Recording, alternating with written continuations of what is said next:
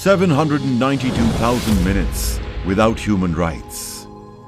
13,200 hours under constant fear for life.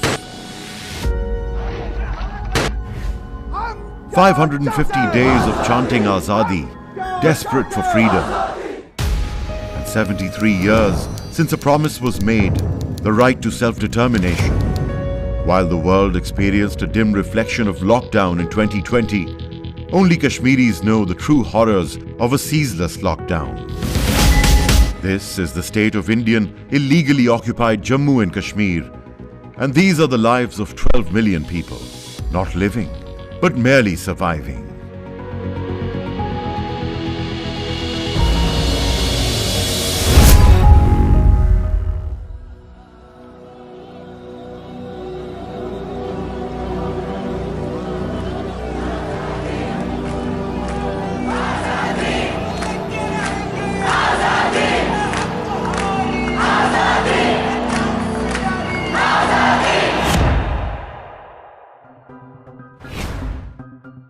On August 5th, 2019, the Indian government sent shockwaves across the globe. A significant move to take direct control of the state of Kashmir. Indian illegally occupied Jammu and Kashmir was stripped of a special status. This special status forbade outsiders from settlement, from buying land, from holding local government jobs, and from acquiring scholarships. August 5th, 2019, undid the partition plan of June 3rd, 1947. A right guaranteed to the people of Indian subcontinent, especially to the princely states. UN Security Council resolutions of 1948 are also based on the authority of partition plan. In the same sequence, Article 370 of the Indian Constitution was designed to protect the rights of Kashmiris, as guaranteed in both the partition plan and the United Nations Security Council resolutions. Indian illegally occupied Jammu and Kashmir is hence an illegal act violating the very authority based on which Pakistan and India were created. In the first 10 months, the economy suffered a loss of $5.3 billion. Kashmiri exports have dropped by 62%. Blockouts never stop. Hundreds of people are still detained. 45% of the population is now showing signs of mental deterioration. And still almost a million-sized force is deployed, making it the most militarized region on the planet. The question is why? Isn't India the largest democracy in the world? Then why weren't the 12 million Kashmiris consulted before August 5th, 2019? 72 years since the resolution was passed, but an outcome never came. What prevents an outcome here is the same force that murdered Mahatma Gandhi, the RSS.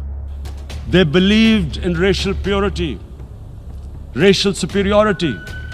The saffron plague now controls the government of India. It's exactly this racist mindset that targets minorities. With racial superiority, these illusions of Aryan superior race is arrogance. We already have a model in the world. I don't know why we don't follow it. It has happened in the Middle East. You have to look at if the Israeli people can do it, we can also. What does this tell us? Article 370 was revoked to change demographics. In the first week of its passing, the domicile law granted 33,000 certificates to outsiders, and in 1 year, 430,000. How long before its Muslim majority vanishes? The Domicile Law and the Citizenship Amendment Act both will pave the way for this to happen. Sanghi settlement in Kashmir spells extreme violence against Muslims in future. Are we waiting for a genocide? In a region with 3 nuclear powers, Indian tactics and policies are dangerous signs of an impending disaster in South Asia. In Ladakh, India has forced an unnecessary escalation with China. Before the carefully orchestrated Balakot strike in Pakistan, one Indian news anchor knew all about it. The people will be elated, he said. This is good for the big man in this season. An EU group uncovered 750 plus fake media outlets promoting Indian propaganda over a period of 15 years. The purpose of this vast disinformation campaign? To discredit Pakistan internationally. To actually push a very pro-Indian agenda. Pakistan believes that the road to the region's prosperity lies in peace. The opening of the Kartarpur corridor signaled one of Pakistan's most recent attempts at harmony with its neighbor.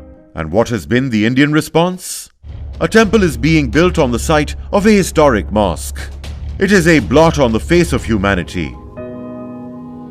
With nameless unmarked graves, countless rape victims, innumerable orphaned children, divided families and broken communities, since 1989, more than 100,000 men, women and children have lost their lives in Indian, illegally occupied Jammu and Kashmir.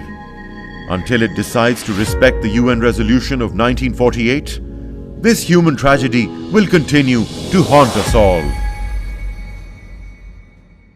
पंजाए जुल्म व जहालत ने बुरा हाल किया, बन के मिकराज हमें बेपरो बेबाल किया। तोड़ इस दस्ते सितम केश को यारब, जिसने रूहे आजादी कश्मीर को पामाल किया।